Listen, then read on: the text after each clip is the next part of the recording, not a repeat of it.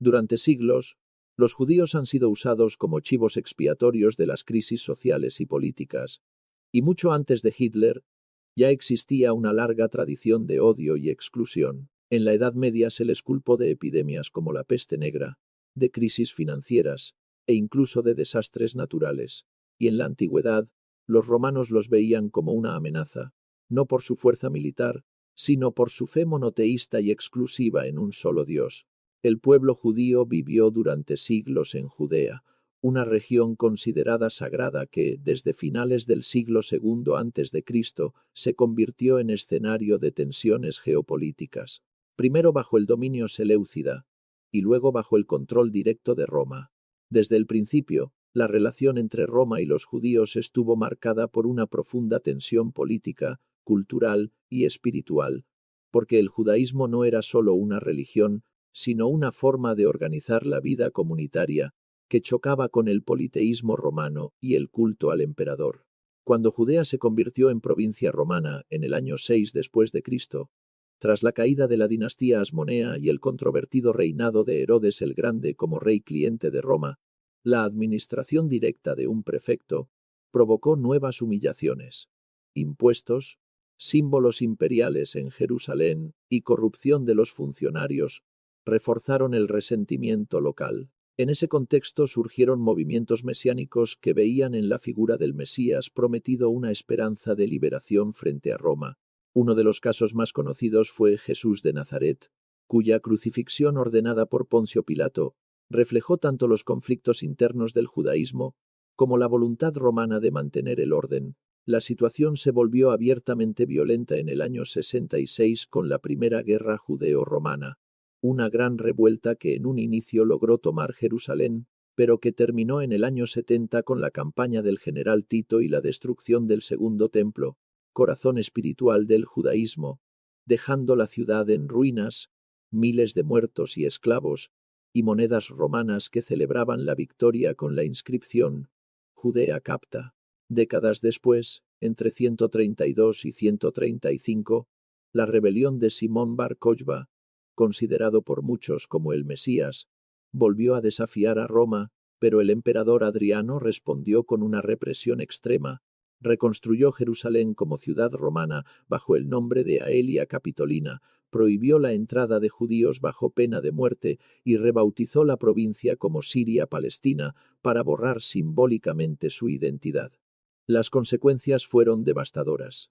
Decenas de miles de muertos, expulsados y esclavizados, y la consolidación de una diáspora que dispersó a las comunidades judías por Asia Menor, el norte de África y Europa, transformando al judaísmo en una fe sin centro geográfico fijo, sostenida por textos, rituales y lazos comunitarios. Desde entonces la relación entre Roma y los judíos quedó marcada por el castigo, el resentimiento y la sospecha, y en un mundo que valoraba la asimilación y la adoración imperial, la persistencia de la lengua, las costumbres, las leyes y la religión judías fue vista como una amenaza, consolidando la imagen del judío rebelde y difícil de gobernar y sentando las bases de prejuicios que siglos más tarde alimentarían el antisemitismo. Tras la destrucción del Segundo Templo y la expulsión masiva de judíos de Jerusalén, el Imperio Romano siguió consolidando su poder, mientras en su interior surgía una nueva fe nacida en suelo judío, el cristianismo. Al principio fue un movimiento mesiánico dentro del judaísmo, cuyos primeros seguidores, incluidos los apóstoles, eran judíos que creían que Jesús de Nazaret era el Mesías anunciado en las escrituras hebreas, y durante décadas las fronteras entre judaísmo y cristianismo fueron borrosas, compartiendo textos, costumbres e incluso sinagogas. Con el tiempo, la decisión de muchos cristianos de abrir la fe a los gentiles y renunciar a prácticas centrales como la circuncisión, las leyes dietéticas o el estricto sabbat provocó una ruptura. Pablo, fariseo judío, defendió que la salvación venía por la fe en Cristo y no por la ley de Moisés, lo que chocaba con la identidad judía basada en el pacto exclusivo y el cumplimiento de los mandamientos. Lo que empezó como disputa doctrinal se volvió hostilidad. Algunos textos del Nuevo Testamento, escritos décadas después de la muerte de Jesús, presentan a los judíos como opositores e incluso responsables de su muerte, una narrativa que siglos más tarde se convertiría en base del antisemitismo cristiano. Mientras tanto, Roma veía con recelo tanto al judaísmo como al cristianismo, por su carácter exclusivista y poco integrado al culto imperial, pero el cristianismo se expandió entre esclavos, pobres y mujeres gracias a su mensaje de redención universal y vida eterna. El giro decisivo llegó con Constantino, que tras su conversión firmó en 313 el Edicto de Milán, otorgando libertad de culto, y pocas décadas después, el cristianismo se convirtió en religión oficial del imperio, desplazando a los cultos tradicionales. De perseguidos, los cristianos pasaron a detentar el poder y comenzaron a definir su identidad frente a los judíos, ahora minoría vulnerable en un mundo cristianizado. En ese contexto se consolidó la idea del pueblo judío como deicida, culpable de la muerte de Jesús, interpretando la destrucción del templo y la dispersión como castigos divinos por no haber aceptado al Mesías. Padres de la Iglesia como Orígenes, Juan Crisóstomo o Agustín de Hipona elaboraron discursos que combinaban la tolerancia limitada de la existencia judía como prueba viviente del castigo divino con el desprecio a sus creencias y costumbres, fomentando durante siglos una hostilidad predicada desde los púlpitos. A medida que el cristianismo se extendía por Europa, la cultura dominante absorbió estos prejuicios. Los judíos eran tolerados, pero marginados, obligados a pagar impuestos especiales, a vivir en barrios separados, a vestir ropas distintivas y a quedar excluidos de cargos de poder. Aunque muchas comunidades lograron prosperar, conservar su lengua, sus libros y sus festividades en una diáspora marcada por la vulnerabilidad permanente ante rumores, cambios de rey o crisis repentinas. El cristianismo triunfante no solo heredó parte del resentimiento romano, sino que lo transformó en una narrativa teológica que presentaba a los judíos como traidores al plan de Dios, y esa visión simbólica, más allá de hechos concretos, convirtió una separación interna inicial en una fractura profunda que con el tiempo derivó en persecución. La caída del Imperio Romano de Occidente en 476 no trajo alivio, porque los nuevos reinos cristianos continuaron esta herencia, y el antisemitismo comenzó a tomar formas sociales, legales y políticas que prepararían el escenario de los siglos posteriores. Cuando el Imperio Romano de Occidente cayó en 476, el antisemitismo no desapareció, sino que adoptó nuevas formas en el Imperio Bizantino, donde Constantinopla se convirtió en el centro político y religioso de un poder cristiano ortodoxo que institucionalizó restricciones severas contra los judíos. Desde los primeros siglos, emperadores como Teodosio II prohibieron construir o reparar sinagogas, ocupar cargos públicos, enseñar a cristianos o realizar conversiones, medidas apoyadas por un clero que veía a los judíos no solo como herejes, sino como enemigos de la fe, y que promovía la idea de que debían sobrevivir únicamente como testigos humillados del castigo divino. Predicadores como Juan Crisóstomo los describieron como asesinos de Cristo o demonios, alimentando un imaginario duradero que justificaba agresiones, saqueos y conversiones forzadas. Emperadores como Justiniano endurecieron aún más las leyes, prohibieron leer la Torá en hebreo, cerraron escuelas rabínicas y fomentaron conversiones bajo amenaza de pérdida de derechos. La figura imperial, vista como representante de Dios, transformó estas políticas en mandatos religiosos aplicados con rigor, y para los judíos significó vivir como súbditos tolerados pero nunca ciudadanos plenos, incluso cuando algunos aceptaban el bautismo para sobrevivir, pues seguían siendo vigilados y considerados conversos sospechosos. El antisemitismo bizantino mezclaba represión estatal y violencia popular. En tiempos de hambrunas, epidemias o crisis económicas, los judíos eran convertidos en chivos expiatorios, y la violencia, desde linchamientos hasta incendios de sinagogas, rara vez era castigada. A pesar de estas condiciones, comunidades en lugares como Tesalónica, Esmirna o Alejandría lograron sostener su vida religiosa y comercial, desarrollando un judaísmo influido por el entorno helénico pero siempre limitado por su estatus inferior. Aunque no se trataba de un antisemitismo racial moderno, su lógica teológica de subordinación perpetua dejó una huella profunda que influiría tanto en la Europa cristiana medieval como en las legislaciones posteriores, y mientras el imperio sobrevivió hasta 1453, su modelo de desprecio institucionalizado fue replicado por numerosos reinos cristianos. Bajo esta presión, muchos judíos comenzaron nuevas migraciones hacia el norte de África, Persia y la península ibérica, aunque sin garantía de encontrar paz, pues el prejuicio y la exclusión los acompañaban en cada destino. Durante los siglos VI al X, la diáspora judía tomó múltiples caminos, mientras comunidades enteras buscaban lugares donde preservar su fe, sus textos y su identidad frente a siglos de persecución. En Oriente Medio, muchos judíos que vivían en zonas como Siria, Líbano, Irak o Irán, encontraron bajo dominio musulmán una convivencia compleja, pero menos opresiva que en Bizancio, ya que el Islam los reconocía como gente del libro y, aunque sometidos al estatus de dhimmi y a impuestos especiales, podían mantener leyes internas, sinagogas y centros de estudio como las academias talmúdicas de Sura, donde figuras como Saadia Gaón y luego Maimónides desarrollaron obras centrales de filosofía, derecho y ciencia. En paralelo, Al-Ándalus en la península ibérica se convirtió en uno de los destinos más prósperos, ofreciendo un entorno donde los judíos participaron activamente en la cultura, la medicina, la traducción científica y la administración, dando lugar a la llamada Edad de Oro sefardí. Sin embargo, el flujo migratorio más numeroso se dirigió hacia Europa del Este, regiones que hoy son Ucrania, Polonia, Lituania y Bielorrusia, donde, debido a estructuras políticas menos rígidas, los señores feudales vieron en los judíos una oportunidad para impulsar el comercio y la recaudación.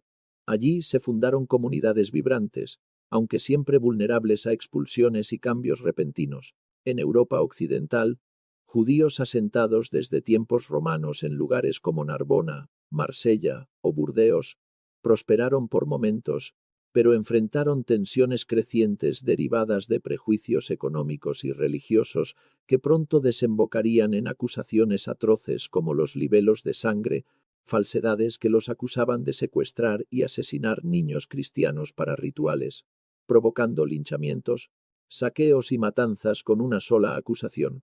Las comunidades huían una y otra vez, dejando atrás hogares, escuelas y cementerios, para reconstruir todo desde cero en tierras nuevas. A pesar de esta inestabilidad, el legado cultural judío se expandió. Libros escritos en España viajaron a Constantinopla, melodías del norte de África llegaron al Danubio, y familias expulsadas de Francia se reencontraban en Praga o Vilna, manteniendo viva una tradición milenaria a través de la memoria, la oralidad y la adaptación. Sin embargo, esta diferencia cultural, necesaria para su supervivencia, alimentaba nuevas sospechas y preparaba el terreno para persecuciones aún más feroces en los siglos siguientes, cuando Europa enfrentara epidemias, cruzadas y guerras, donde los judíos volverían a ser señalados como culpables universales. A finales del siglo XI, Europa entró en una efervescencia religiosa y política que desembocó en las cruzadas, presentadas como una misión sagrada para liberar Jerusalén del dominio musulmán, pero que, en la práctica, también desencadenaron una de las primeras olas sistemáticas de masacres contra los judíos tanto en Europa como en Tierra Santa. Tras el llamado del Papa Urbano II en 1095, multitudes de cruzados comenzaron a atacar comunidades judías incluso antes de partir hacia el oriente. En ciudades del Rin como Maguncia, Worms y Espira, miles de judíos fueron asesinados, forzados a convertirse o empujados al suicidio para evitar caer en manos de la turba, mientras muchos cruzados aprovechaban la oportunidad para destruir registros de deudas y financiar su expedición saqueando bienes judíos. Cuando los cruzados tomaron Jerusalén en 1099, realizaron una masacre indiscriminada en la que la comunidad judía local fue prácticamente exterminada, con personas quemadas vivas dentro de sus sinagogas, convirtiendo la ciudad en un trofeo religioso para la cristiandad. Durante casi un siglo, el reino cruzado de Jerusalén mantuvo a los judíos bajo prohibiciones severas, impidiéndoles vivir en la ciudad o practicar su fe públicamente, y la sinagoga fue transformada en iglesia. Las cruzadas posteriores repitieron los patrones de violencia en Europa, demostrando que cada llamada religiosa podía detonar nuevas matanzas. El giro llegó en 1187, cuando Saladino reconquistó Jerusalén y permitió el retorno judío, restableciendo sinagogas y vida comunitaria bajo control islámico, aunque con restricciones. Pero la disputa por la ciudad ya se había convertido en un símbolo global. Para los cristianos era el lugar de la resurrección de Cristo, para los judíos el centro espiritual y la esperanza mesiánica, y para los musulmanes un santuario ligado a la ascensión de Mahoma. Las cruzadas consolidaron la imagen del judío como enemigo eterno, justificando su expulsión, conversión o eliminación. Una narrativa que sobreviviría durante siglos en pogromos, inquisiciones y guetos hasta llegar a los exterminios del siglo XX. Sin embargo, incluso en medio del horror, la vida judía persistió en Jerusalén, Safed, El Cairo o Toledo, donde cada vela de Shabbat encendida, cada copia manuscrita del Talmud y cada niño aprendiendo el Shema mantenían viva una historia que se negaba a desaparecer.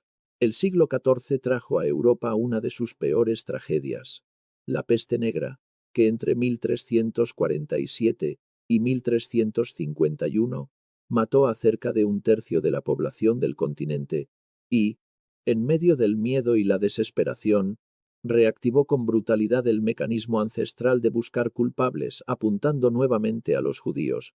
Rumores infundados aseguraban que habían envenenado pozos para propagar la enfermedad.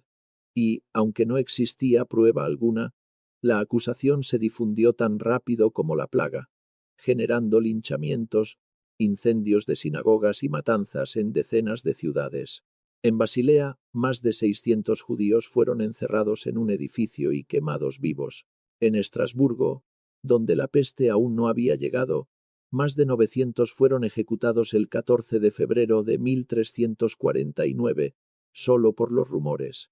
Comunidades enteras de ciudades como Colonia, Erfurt, Worms o Frankfurt fueron exterminadas, y sus rollos de la Torá quemados o sus cementerios profanados. Aunque algunas autoridades intentaron detener la violencia, e incluso el Papa Clemente VI emitió bulas defendiendo a los judíos y afirmando que la peste era un fenómeno natural, sus esfuerzos fueron inútiles ante el fanatismo colectivo. El hecho de que en algunos lugares los judíos parecieran menos afectados alimentó aún más la sospecha, aunque la explicación era simple. Sus normas higiénicas, dietéticas y la vida comunitaria cerrada reducían el contagio. La masacre de 1349 marcó un punto de inflexión. El antisemitismo dejó de ser solo hostilidad religiosa o discriminación legal y se transformó en exterminio físico masivo, permitido o ejecutado por vecinos que hasta el día anterior compartían calles y mercados. La consecuencia fue la desaparición de muchas comunidades de Europa Central y una migración masiva hacia Polonia y Lituania, donde monarcas como Casimiro ofrecieron protección a cambio de servicios económicos, estableciendo el futuro corazón del judaísmo ashkenazí. Pero el trauma dejó heridas profundas, comunidades más cerradas, mayor desconfianza, aislamiento forzado y la consolidación de un reflejo cultural según el cual, en tiempos de crisis, plagas, guerras o colapsos económicos, los judíos serían señalados nuevamente como culpables universales, un patrón que se repetiría por siglos. Desde finales del siglo XV hasta el siglo XIX, el mundo moderno transformó profundamente la vida judía, combinando expulsiones, persecuciones y, con el tiempo, los primeros pasos hacia la emancipación. En 1492, los reyes católicos expulsaron a los judíos de España, y 4 años después, Portugal hizo lo mismo. Muchos se refugiaron en el Imperio Otomano, Marruecos o los Países Bajos, dando origen a las comunidades sefardíes, mientras que en Europa Oriental, especialmente en Polonia y Lituania, florecieron grandes centros de estudio y vida comunitaria, aunque siempre bajo riesgo de masacres como las cometidas por los cosacos de Bogdan Chmielnicki en el siglo XVII, que asesinaron a decenas de miles de judíos. La Reforma protestante tampoco trajo estabilidad. Aunque Lutero inicialmente mostró simpatía hacia los judíos, luego pidió quemar sinagogas y prohibir la enseñanza rabínica, textos que siglos después serían usados por los nazis. Con el siglo de las luces, Surgieron ideas de igualdad y racionalidad, pero incluso entre los ilustrados persistía la visión del judío como pueblo supersticioso y difícil de integrar, una aceptación condicionada a la renuncia a su identidad. La gran ruptura llegó con la Revolución Francesa de 1789, cuando en 1791 los judíos obtuvieron ciudadanía plena por primera vez en un Estado moderno, abriendo un proceso que inspiraría a otros países. Durante el siglo XIX, muchos judíos ingresaron a universidades, profesiones liberales y la vida pública, especialmente en Alemania, Austria y Francia, y surgió el judaísmo reformista, que buscaba adaptar la tradición a la modernidad. Sin embargo, su creciente visibilidad provocó nuevos resentimientos. Sectores nacionalistas y conservadores los acusaban de dominar la banca, la prensa, o de ser un enemigo interno, cambiando el antisemitismo religioso por uno político. Paralelamente, surgió un peligro mayor: el racismo científico y las teorías eugenésicas que pretendían clasificar razas superiores e inferiores, considerando a los judíos como una raza aparte, imposible de asimilar incluso mediante conversión o integración, anticipando la lógica genocida del siglo XX. El caso Dreyfus en 1894 reveló la profundidad del antisemitismo moderno cuando un oficial judío fue falsamente acusado de traición, dividiendo a Francia y mostrando que ni la ciudadanía plena garantizaba igualdad. Testigo de este odio estructural, Theodor Herzl concluyó que la asimilación no protegería a los judíos y lanzó la idea del sionismo político, la creación de un Estado judío propio. Mientras tanto, millones de judíos de Rusia y Europa Oriental sufrían pogromos tolerados por el zarismo y comenzaron a emigrar masivamente, principalmente hacia Estados Unidos y también hacia Palestina, sentando las bases del futuro renacimiento nacional judío. A comienzos del siglo XX, el antisemitismo adoptó formas nuevas y globales, extendiéndose por Europa, Estados Unidos y América Latina, mientras los viejos mitos religiosos eran reemplazados por discursos conspirativos que presentaban a los judíos como un enemigo interno.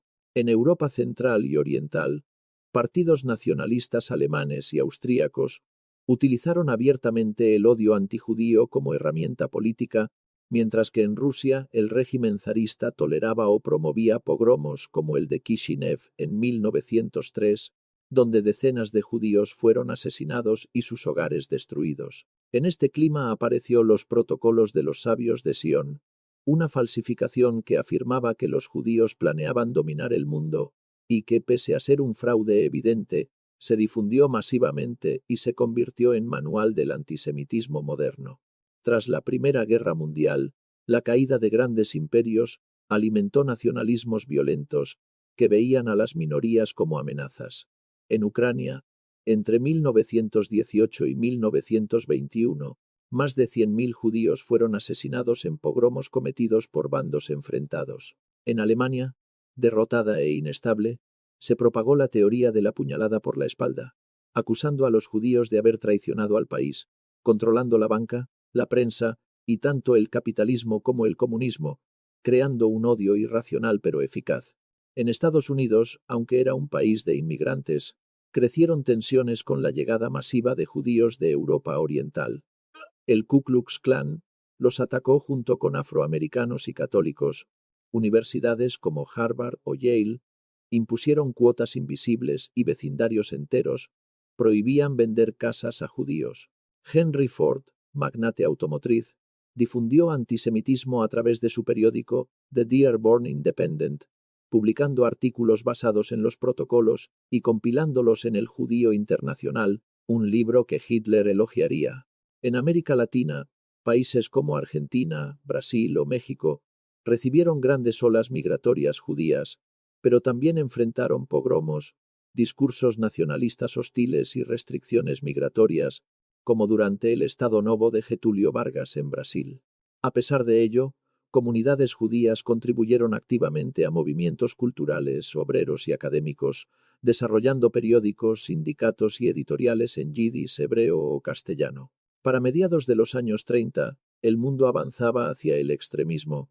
Mussolini consolidaba el fascismo, Hitler ya estaba en el poder implementando leyes antijudías. En Francia crecían los movimientos nacionalistas y en Estados Unidos la depresión alimentaba teorías conspirativas. El antisemitismo se había convertido en ideología política, con sus panfletos, radios, organizaciones y milicias, dejando de ser un prejuicio para convertirse en herramienta estructurada de poder. Cuando Hitler asumió el poder en 1933, el antisemitismo ya estaba profundamente arraigado en Europa, pero el régimen nazi lo transformó en una política de Estado organizada, científica y burocrática, convirtiendo siglos de prejuicios en un proyecto sistemático de persecución. Hitler había descrito en Mein Kampf su visión del judío como parásito y enemigo racial de la supuesta raza aria, responsabilizándolo de la derrota alemana en la Primera Guerra Mundial y de controlar la economía, la prensa y la política. Apenas instalado en el poder, el régimen impuso el boicot a negocios judíos, expulsó a los judíos de universidades, tribunales y cargos públicos y, en 1935, promulgó las leyes de Nuremberg que les quitaron la ciudadanía y prohibieron los matrimonios mixtos, definiendo la identidad judía según criterios raciales. La propaganda fue clave. Cine, radio, caricaturas y libros infantiles retrataban al judío como amenaza biológica, mientras publicaciones como Der Stürmer repetían estereotipos cada semana. En 1938, la Noche de los Cristales Rotos marcó un punto de no retorno con cientos de sinagogas destruidas, miles de comercios saqueados y decenas de miles de judíos enviados a campos de concentración. Con la invasión de Polonia en 1939, millones de judíos quedaron bajo dominio nazi y fueron confinados en guetos superpoblados, donde el hambre y las enfermedades causaban estragos. El giro definitivo ocurrió en 1941 con la invasión a la Unión Soviética. Los Einsatzgruppen ejecutaron a comunidades enteras, como en Babi Yar, donde más de 33.000 judíos fueron asesinados en 2 días. Considerado este método ineficiente, el régimen diseñó un sistema industrial de exterminio. En la conferencia de Wannsee de 1942, se organizó la solución final, la deportación y asesinato sistemático de los judíos europeos. Se construyeron campos de exterminio como Auschwitz, Treblinka, Sobibor o Belzec, destinados únicamente a matar. Los deportados eran conducidos a cámaras de gas bajo el pretexto de duchas y luego cremados, mientras algunos prisioneros eran obligados a clasificar pertenencias o extraer dientes de oro. En Auschwitz podían asesinarse hasta 6.000 personas por día. La maquinaria nazi involucró a ingenieros, empresas, funcionarios y bancos, mostrando que la modernidad podía ponerse al servicio del genocidio. 6 millones de judíos fueron asesinados, 1,5 millones de ellos niños, destruyendo comunidades enteras de Polonia, Ucrania, Lituania, Hungría o Alemania. Sin embargo, incluso en el horror hubo resistencia. Levantamientos en guetos, sabotajes, preservación de documentos y oraciones finales como actos de dignidad. En 1945, al liberarse los campos, el mundo descubrió la magnitud del crimen. Sobrevivientes, convertidos en esqueletos vivos y montañas de cadáveres, revelaron una atrocidad cometida a plena vista y permitida por sociedades enteras. El Holocausto cambió para siempre la conciencia humana, al demostrar que el odio puede volverse ley y que la indiferencia puede convertirse en complicidad, pero también abrió la puerta a una nueva etapa en la historia judía tras la guerra. Tras el fin de la Segunda Guerra Mundial, Europa quedó devastada, pero para los judíos la prioridad no era solo reconstruir ciudades, sino encontrar un hogar después del asesinato de 6 millones de personas y la destrucción casi total de sus comunidades. Los sobrevivientes vagaban por campos de desplazados sin familia, bienes ni país al cual regresar, y en muchos lugares el antisemitismo seguía presente. En ese contexto, el sionismo fundado por Theodor Herzl a fines del siglo XIX adquirió urgencia histórica al plantear la creación de un Estado judío en Palestina, territorio con profundo vínculo religioso y cultural. Durante el mandato británico, la inmigración judía había aumentado, especialmente tras la persecución nazi. mientras la población árabe palestina veía este proceso como una amenaza a su tierra y su identidad. En 1947, el Reino Unido remitió el conflicto a la ONU, que aprobó un plan de partición creando dos estados, uno judío y otro árabe, con Jerusalén bajo administración internacional. Los líderes judíos aceptaron el plan. Los árabes lo rechazaron, considerándolo injusto. Estalló una guerra civil, y el 14 de mayo de 1948, David Ben-Gurión proclamó el Estado de Israel. Al día siguiente, 5 países árabes atacaron, iniciando la primera guerra árabe-israelí. Israel resistió y amplió su territorio. Para los israelíes fue una gesta fundacional. Para los palestinos, la Nakba, el éxodo de más de 700.000 personas que nunca pudieron regresar. Con el tiempo, Israel recibió inmigrantes judíos de Europa Oriental, del norte de África, Yemen, Irak, América Latina y Etiopía, construyendo un Estado moderno, democrático y militarmente fuerte, pero rodeado de tensiones con sus vecinos y con millones de palestinos viviendo bajo ocupación o como refugiados. La Guerra de los 6 días de 1967 cambió la región. Israel ocupó Gaza, Cisjordania, Jerusalén Este, el Golán y el Sinaí, iniciando una nueva etapa de conflictos. En 1973, la Guerra de Yom Kippur mostró nuevamente la fragilidad regional. Más tarde, Egipto e Israel firmaron la paz en 1979, pero el conflicto palestino continuó. La OLP ganó reconocimiento internacional y en 1987 estalló la primera intifada. En 1993, los acuerdos de Oslo parecieron abrir un camino hacia la paz, pero el proceso se estancó tras el asesinato de Rabin y el aumento de la desconfianza. En 2005, Israel se retiró unilateralmente de Gaza, pero las tensiones persistieron.